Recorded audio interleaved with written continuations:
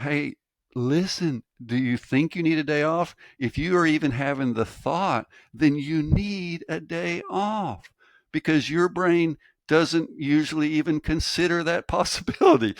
You are allowed to take a day off. It's good for you. You'll get some stuff done. You'll be a good mom for your kids, and you're letting your body recover. It's a win-win. Welcome to the Athlete's Compass podcast. Each week, renowned sports scientist and founder of Athletica AI, Dr. Paul Laursen, athlete, coach, and sports scientist Marjaana Rakai, and coach and cyclist Paul Warloski discuss training, racing, and improving your health and fitness. Get ready for your journey to peak performance.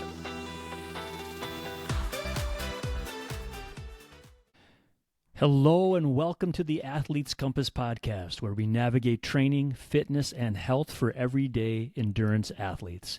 Today's episode is the continuation of our conversation with Dr. Stephen Seiler. We get into listener questions from the Athletica Forum. Enjoy part 2 of this insightful discussion into breathing with Dr. Stephen Seiler. Matthias asked, how does the type of workout you do on a given day, for example, 30-30 intervals, based training, or strength endurance, affect the type of breathing training you should do on the same day? Or should breathing training be done independently of the other training? That's a good question. I think we have to remember that a lot of the work we do, just the act of doing some of these hard efforts where we are having to ventilate and really accelerate ventilation, that's training. We're training the respiratory system when we do those sessions, purposefully. That's one issue just to keep in mind. I give you an example. I don't know. Have you ever trained just breathing through your nose? Do you ever do that? Yep. Mm-hmm. And what does that do? What do you experience when you do that? For me, it's harder. It's, I just have to really focus on it. And it also limits my intensity. Okay, so it's a natural limiter. But do you find that if you do it regularly, that limitation on intensity pushes a little bit farther out? Totally. That you Yeah. can, yeah. So it's a I can go trainable. longer. I can progress. Okay. So what's happening there? And I guess what I'm getting at is just the simplest act of just nasal breathing, just breathing through your nose. It is a trainable. It's a good tool to train to be, one, very aware of our breathing, and two, perhaps it is contributing to some adaptations that make it possible for you to keep breathing under control at higher loads. To, again, keep the ventilatory efficiency as high as possible so that we avoid getting into that situation where now the ventilation cost is starting to steal oxygen. We're having to steal oxygen for the working muscle. So if I can breathe efficiently, longer, if I can continue to keep frequency down and tidal volume up longer, then that's going to give me downstream benefits. So that's a really easy win, and it's a way of training the body, training the breathing apparatus without any devices. Now we can go farther than that, but that's a good first step for almost anybody. And I'll even take it further. Now I don't have hard evidence for this, but I have a little hypothesis, and that is, some people struggle with sleep apnea. They snore, they have issues at night. Their partner may be very keenly aware of it. It's usually the partner that informs them of the issues they're having during breathing. But sometimes people will wake up from their own snoring, right? Yep. Well, almost all snoring is happening with your mouth open. Mm-hmm. So if you can just breathe, anything you can do that will result in you sleeping a greater percentage of the time just breathing through your nose is going to tend to bring down those problems. It's going to reduce these sleep apnea kinds of snoring types of problems because you don't snore with a closed mouth. That's right. Maybe very rarely, but it doesn't happen very much. So one of the someday I'll do this study, but I have hypothesized that if we do some nose breathing only sessions during training, number one, do it during your easy sessions when you're going to be, you're not trying to do interval workouts, but practice breathing just through your nose. A lot of people find that because they tend to be mouth breathers, they have it's no fun at first, but slowly those passages reopen, right?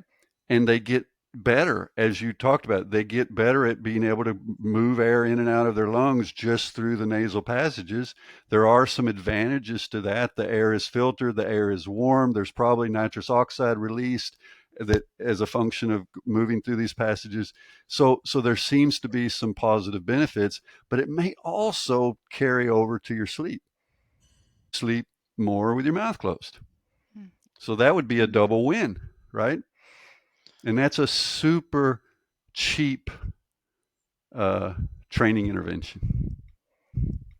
Paul, sounds like you need to tape your mouth shut evening time. Yes. So I would definitely recommend everybody before. try it. I tried it initially. Now I've done many rides, 2 hours just through my mouth. I can probably handle 250, 260 watts just nose breathing. Wow. And that's a bit above my LT1. Jeez. So I can be kind of in that threshold region and just breathing through my nose. But that certainly wasn't true, 2 years ago. That's a pretty impressive VT1. Wow. Huh? That's What? a pretty impressive VT1, my friend. Yeah. Well, it's 260 is not my VT1. It's higher than, but I'm just saying I can get into above VT1 and still be breathing through my nose Yeah, now. Now, awesome. some of you who see me are going to say, "Well, yeah, but you've got a big nose, Stephen. So you're anatomically gifted in that respect." But I don't. I think it's still a trainable issue. Love it. Stephen, when you talk about the nasal breathing allows you to become more efficient with your breathing, does that show up in the ventilation rate on the time wear strap, or? Great question. And the answer is absolutely. It's so consistent. So when if I'm, let's say I'm at 180 watts, cycling along at 180 watts, and that would put me at about 32 breaths per minute with my mouth open. It'll put me at about 26 breaths per minute with my mouth closed. So my breathing frequency will drop down 5 to 6 breaths per minute, just by closing my mouth and breathing through my nose. Wow. And then what happens with me is obviously tidal volume increases in a compensatory way. But with me, what I see is that it doesn't completely adjust, so that I'm more efficient. So my total ventilation goes down about 10% when I'm just breathing through my nose, based on the data from the strap. Well, so I have to that's the caveat, is whether it's accurately picking that up or whether there's some issue that is not being captured. But it seems like I'm slightly more efficient, meaning I'm using less ventilation to get the same oxygen delivery. And that's great if that's true. Mm-hmm. Yeah. I've used nasal breathing if I'm riding a long ride and I notice that my heart rate is starting to rise and I'm wanting to keep it down. I take focused breathe through the nose and then long, deep breathing out through the mouth, and it instantly drops 2-3 beats per minute. That's nice. Yeah, it just seems like I'm not some zealot, a breathing guru or anything, folks. I'm a physiology guy, but I'm just telling you, as an endurance athlete, give it a try. This is just a really easy hack to test out and see how it does. For me, when I do breathing, just nose breathing, I find it to almost be a bit meditative. Like Paul, you kind of, it's like a governor. And from the data, what it shows is my breathing frequency just becomes really consistent. So there's less variability. So it's just kind of this way of really getting chill and coming into a zone, Test it out, see what it feels like. And you may say, this sucks, I hate it. Okay, don't do it. But you may also find that it's kind of something that is helps you kind of get into the right zone, particularly on those easy sessions. The sessions where you want to go long and slow, or long and low intensity. So Cindy Maloney asks our next question: how much can breath training using a device or other method, nasal breathing, impact endurance performance and perceived exertion during a long event such as a marathon or Ironman?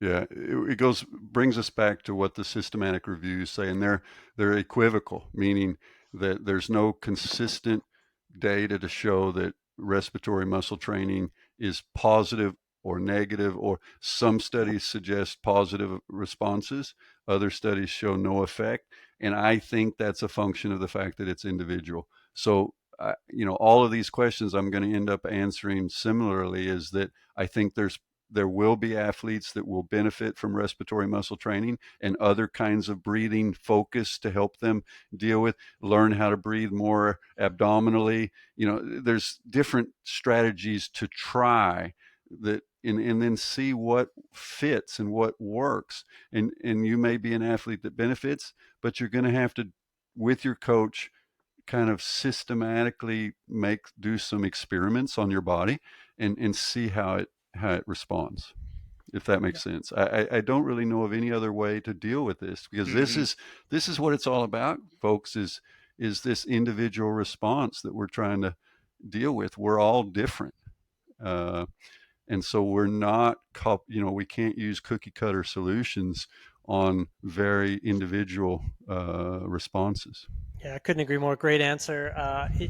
We're often looking for just this, black and white answer, but it's just that's not the way we work. As you've highlighted, we're such complex creatures, and it really just means that you've got to, when Christmas comes and if someone's looking for a gift for you, like get a device that can help you play around with your own individual sort of responses, right?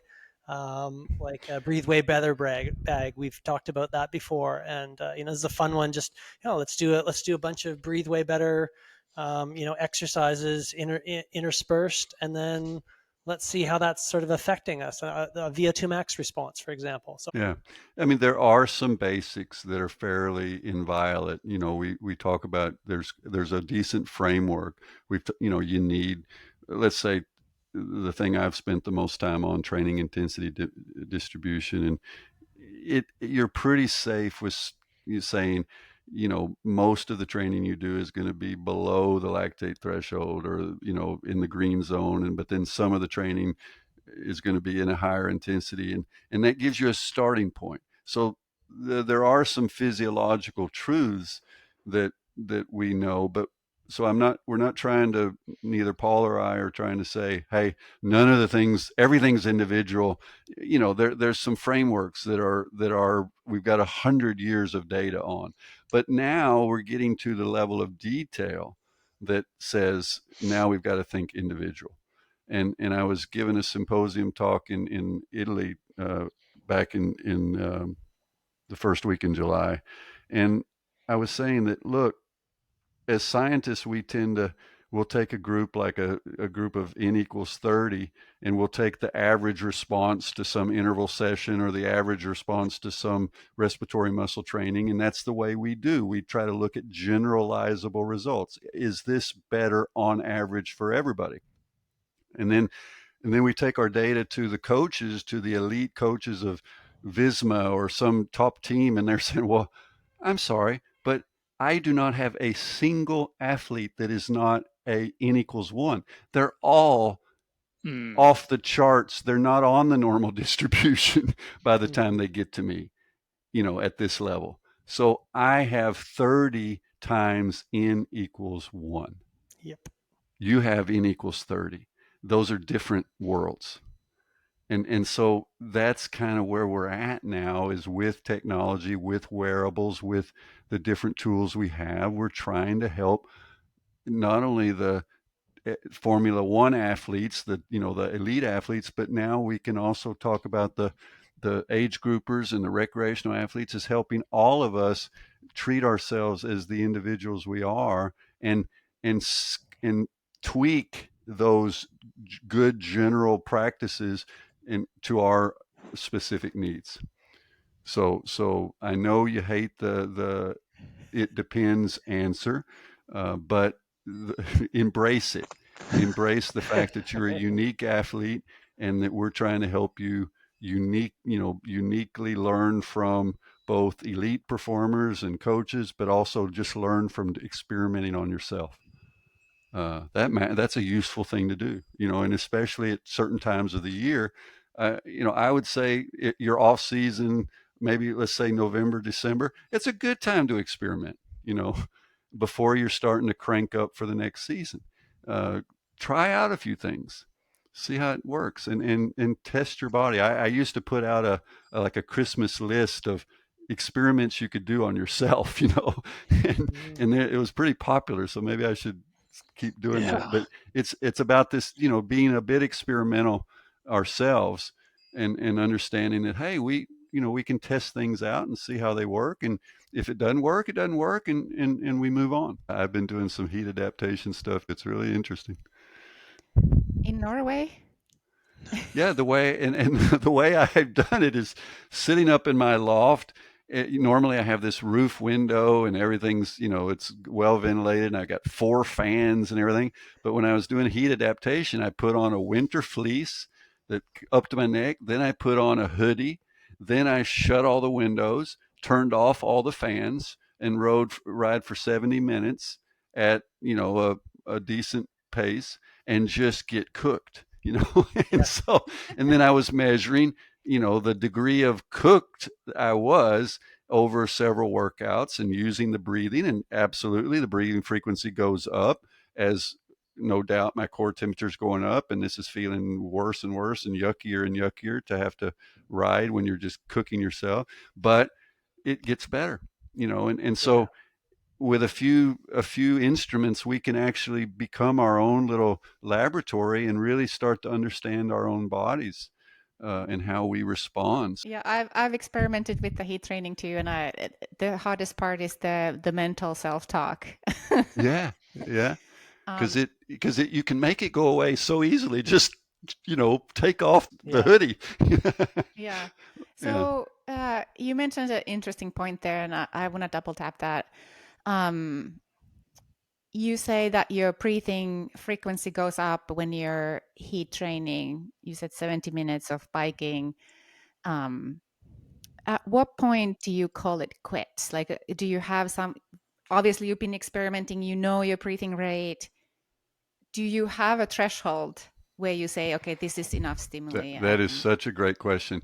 And that's really at the heart of this. In that particular heat adaptation scenario, I don't think I got to a point where it was that drastic, where I'm saying, oh, do I quit or do I keep going? Mhm. But in interval sessions, really tough uh, repeats where I'm doing blocks of 30-30s or 40-20s and so forth, then you can imagine, you can say, well, how many of these blocks do I do? How many 15-minute blocks? Do I do 2? Do I do 3? Do I do 4? And it's costing more and more and more. And that's when I look at that, what percentage of my breathing rate reserve am I at relative to my heart rate reserve? And when those two cross over, when they intersect, then I'm cooked. I'm at my ragged edge. And so anything beyond that, then I'm probably just the gain, the gain is not worth the pain, if you want to put it that way. Yeah. Because now I'm really stressing my body. And usually for me, that means I'm starting to have a breathing frequency of 70, 75, 77 breaths per minute. I'm really at the upper end. My peak breathing frequency is about 80. 80 breaths per minute. I hit 82 You're the other really day in high a up there. cycling session. Sweet. Yeah. Yeah. So I know my body really well, and I do exactly as you say, is I use breathing frequency to help me make that decision, is when do I shut this down and say, this is enough for today? Because remember, we're playing the long game, folks, as athletes. Whether you're recreational, age group national champion, or elite performer, you have a long-term strategy, And one of the ways you measure your success is how many of my training sessions am I able to execute, my planned training sessions, what percentage of them am I able to execute them as intended? Meaning that you come to the workout fresh enough and ready enough.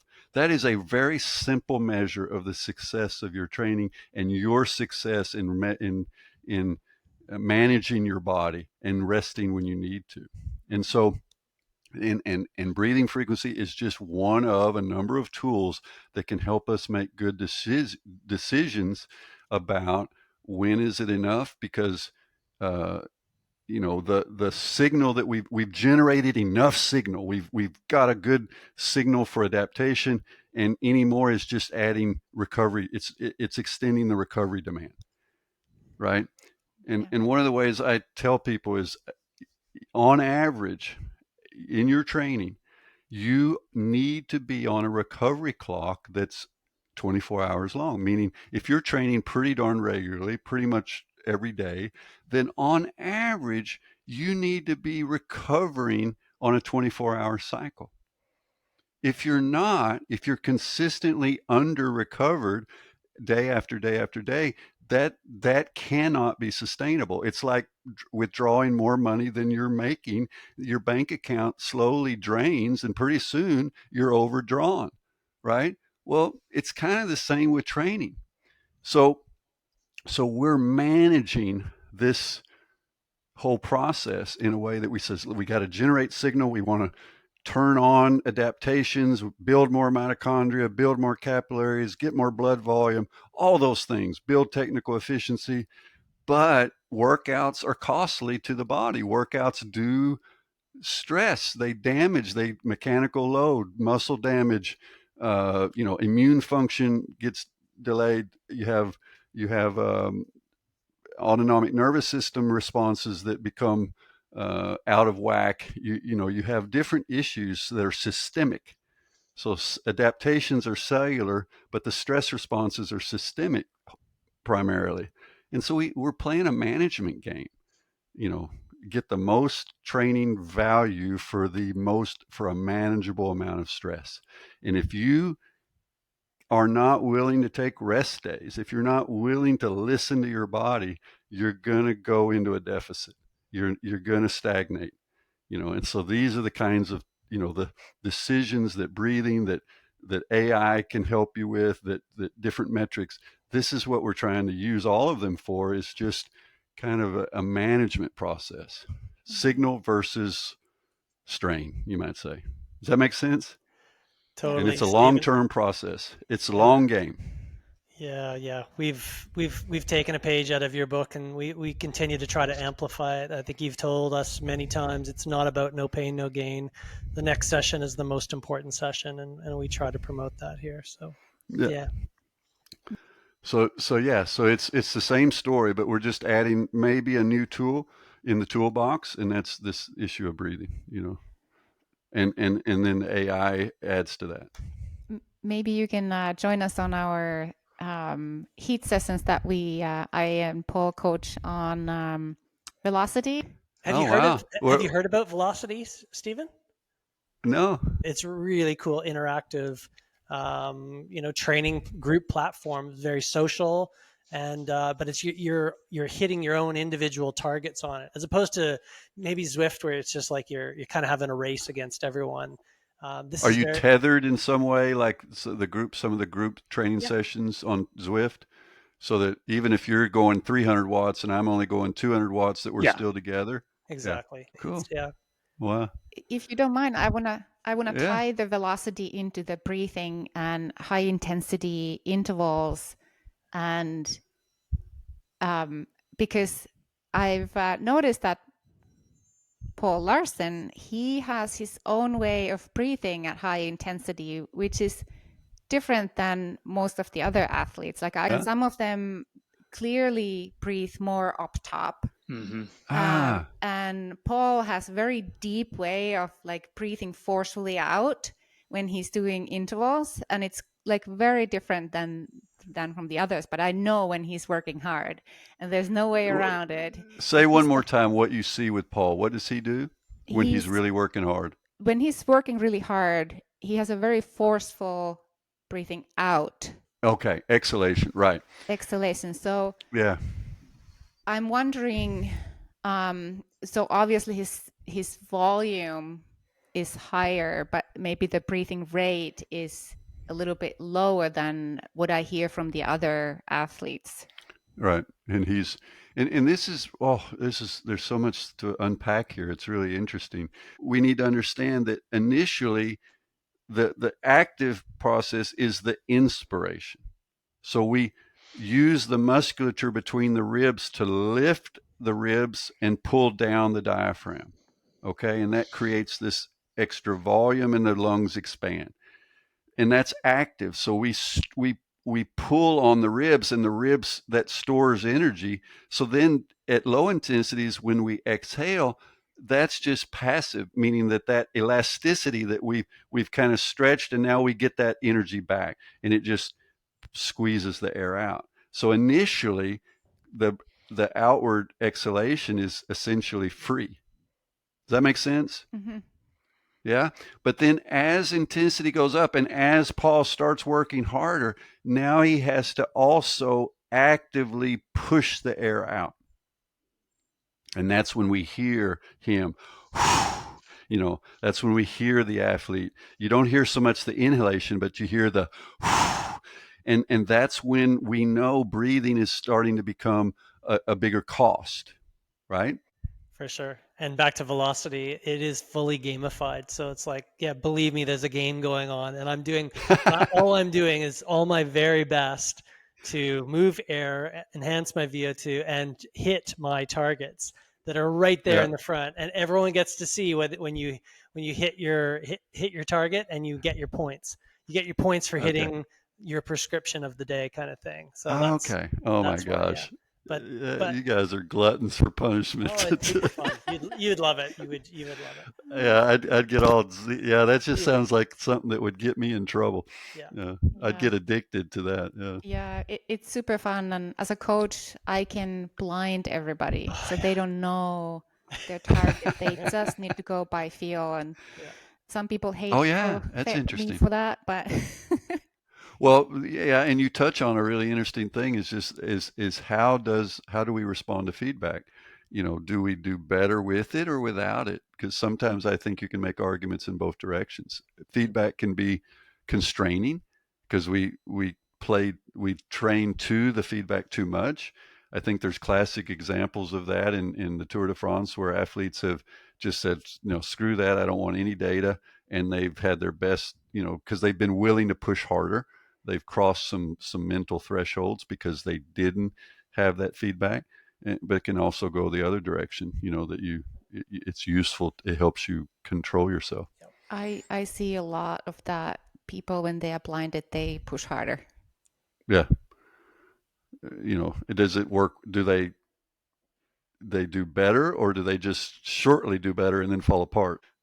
No, I think they keep consistently higher power than when they see their feedback. Right. Okay. So it untethers a little bit. Yeah. It's interesting. Yeah, it is, and more fascination with that mind body interaction. Yeah. Paul was trained the same way I was trained, the same way Steve Ingham, many people I know around. And what I find, and I think Paul would agree, is that the physiology types, we tend to become hobby psychologists as we get older. We start to realize, what? The brain does matter. We can't just think of the athlete as cut off the head and everything would be great. Yeah. No, they're connected, and it's much more fascinating than maybe we were taught. I think training and physiology, when you say the psychobiology or the psychophysiology of the training process, that's a much more interesting and exciting way of looking at it. Mm-hmm. Yeah, couldn't agree more. Actually, makes me think, Stephen, of our latest paper, and this is where Athletica really starts to becoming a field laboratory and analysis tool. And the most recent Sports Science 3.0 paper that we've done with Andrea Zignoli is really looking at sentiment analysis.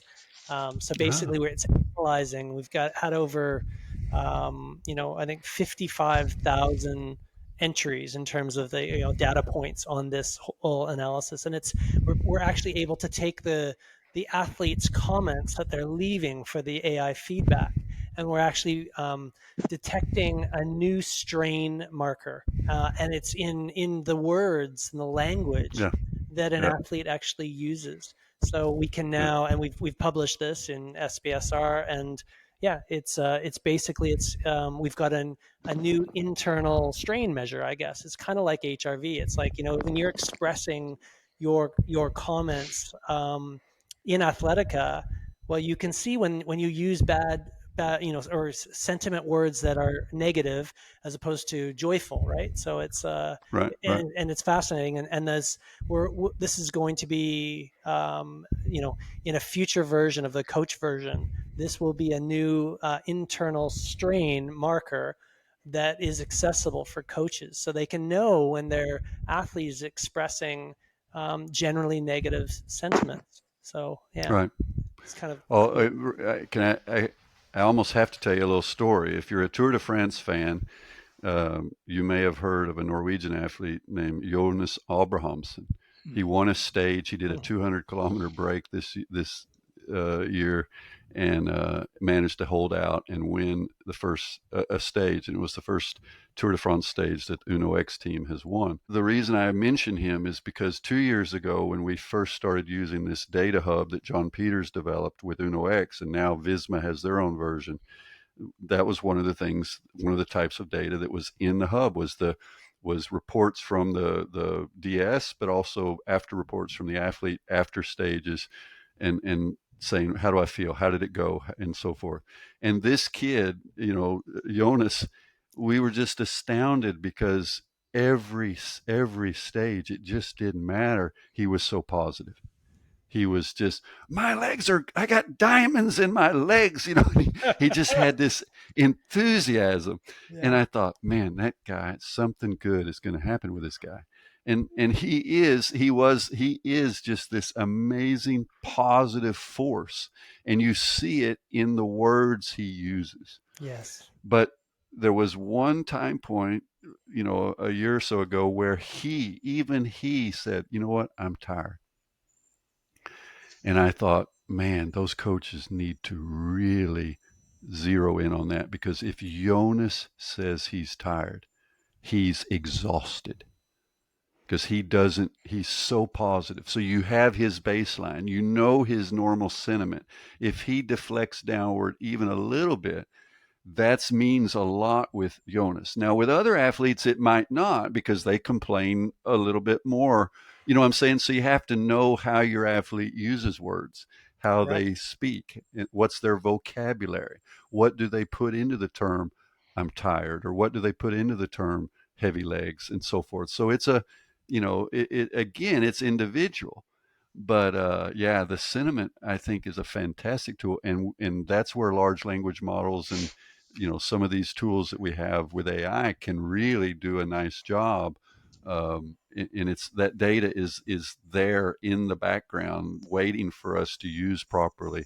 That's right. If we're getting those reports. Yeah, and that's exactly to your point. We're taking basically a page out of Dan Plu's, Martin Bescheit, Marco Altini's HRV classic analyses, where we're doing a 60-day normal and then looking at the 7-day rolling relative to the 60-day normal. Oh, really? So on sentiment, on the sentiment, exactly the same analysis, but used in a different way from the words. And again, it's all published. We'll include a link in the show notes, but because again, Athletica, we try to be as transparent as we can. We show the science that we're using, and we've done that there as well. So that's I really love it. I interesting. love how the evolution of exercise physiology and science and sports science is just continuing with this tech add-on and the wearable add-on. So it's so exciting. Yeah.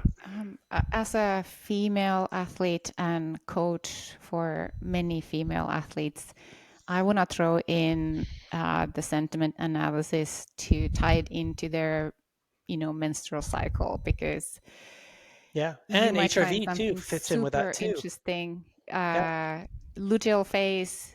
I'm a little Sure. more cranky. I sleep a little worse. yeah, Yeah, yeah. yeah, And I know other people who do that too. So Of course. yeah. super interesting. Just throwing a challenge in there. And I have to say, we published some work, Sonbach and Thomas Haugen, Espen Tønnesen, and myself around this issue, where they did some beautiful interviews with world-class coaches, and they were asked, were there systematic differences in coaching women versus men? Were there systematic differences in what the women tolerated of volume versus the men?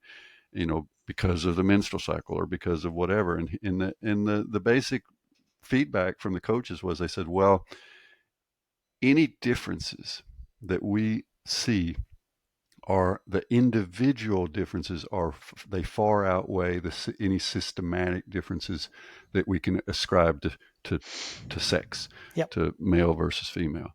And I thought that was such a good summary, is to say again that we have to be really careful when we start.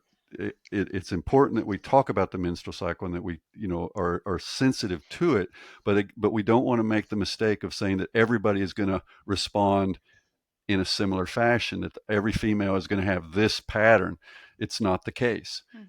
Some athletes they barely notice it from a training standpoint. Others are affected tremendously. Yep.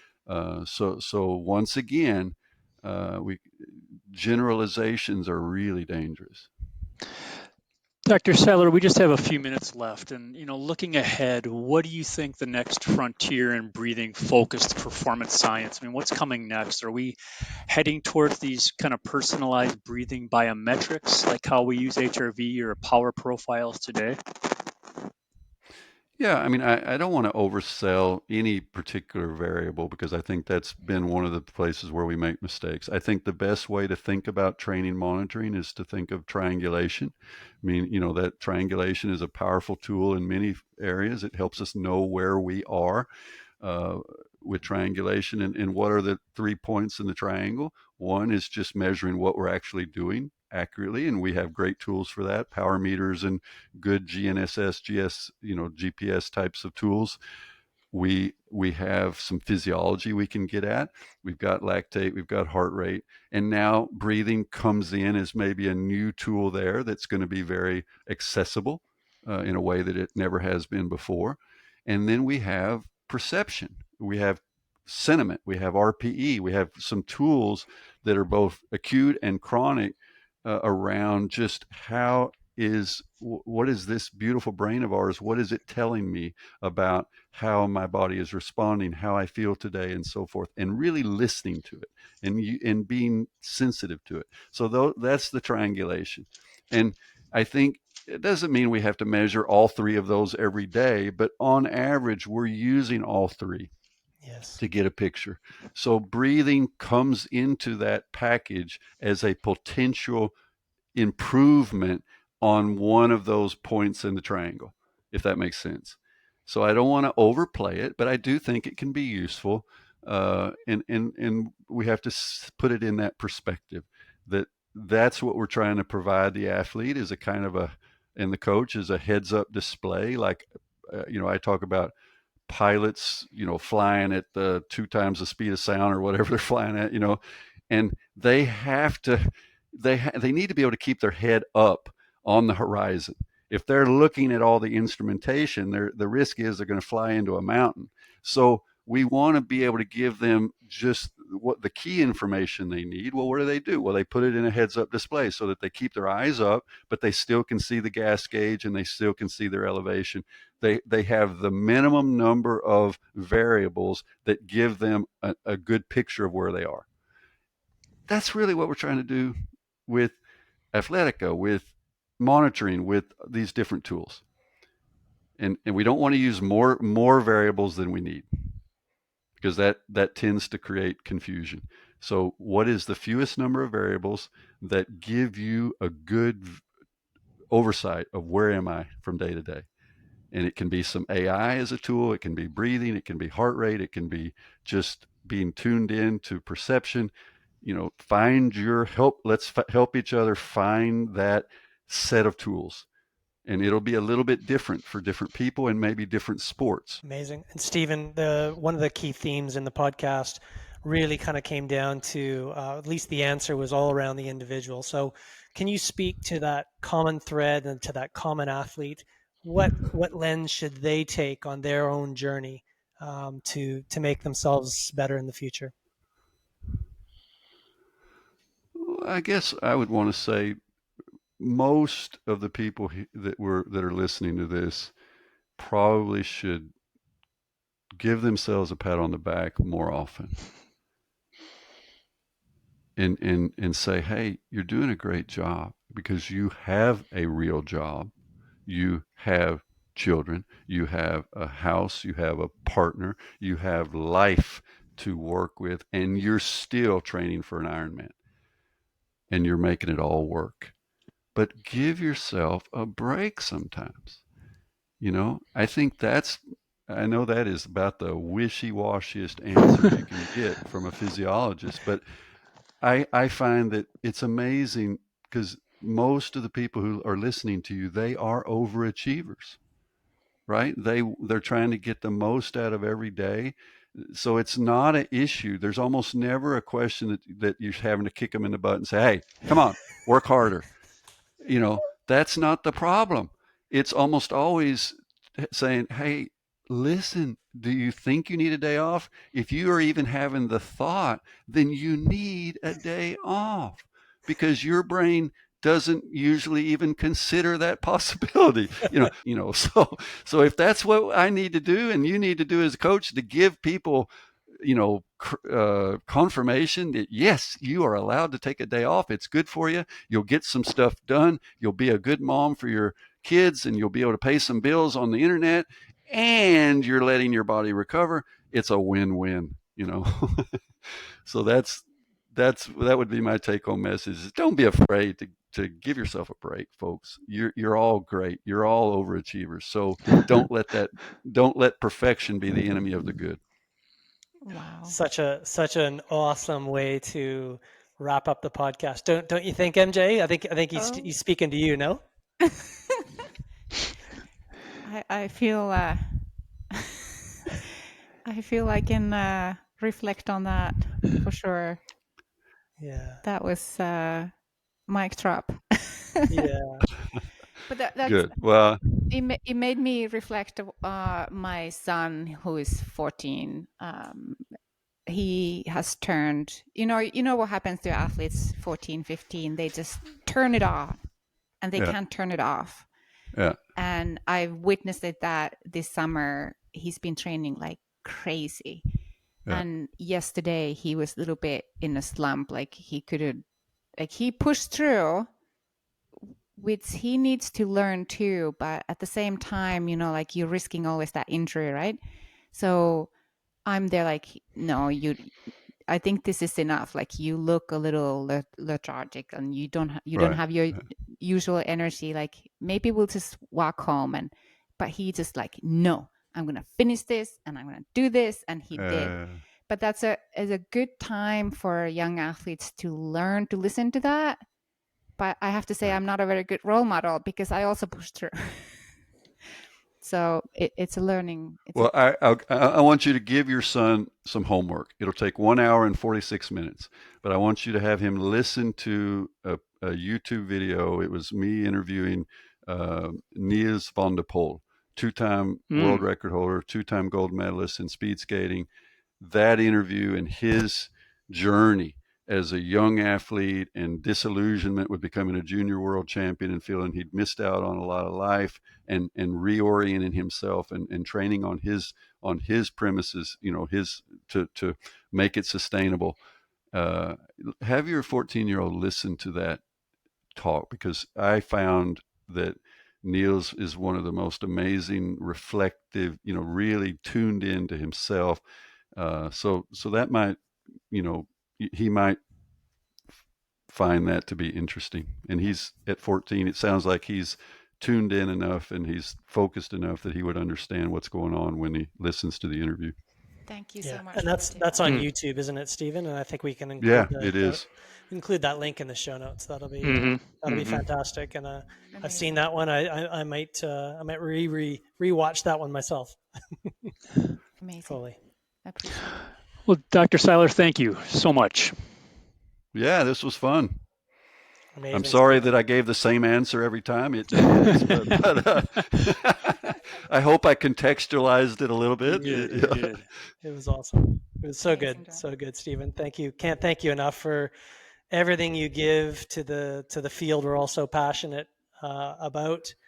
And it's just an honor and a privilege for you to have you here on the podcast. So thank you, Stephen. It's an honor for me to work with people like you. We all want the same thing, I think. So we want to help people get better and do it in a healthy way. Fantastic. Take care, guys. Thank you for listening today to the Athletes Compass podcast. Take a moment now, subscribe, share, and let's keep navigating this endurance adventure together. Improve your training with the science-based training platform Athletica and join the conversation at the Athletica Forum. For Dr. Stephen Seiler, Marjaana Rakai, and Dr. Paul Laursen, I'm Paul Warloski, and this has been the Athletes Compass podcast. Thank you so much for listening. We hope you enjoyed another episode of the Athletes Compass podcast, your North Star through the sometimes complicated world of training for your endurance sport. We appreciate your comments and training questions and your 5-star reviews. For a deeper dive into the science of endurance sports, listen to the Training Science podcast and check out the adaptive AI training platform Athletica.ai. Thanks for listening.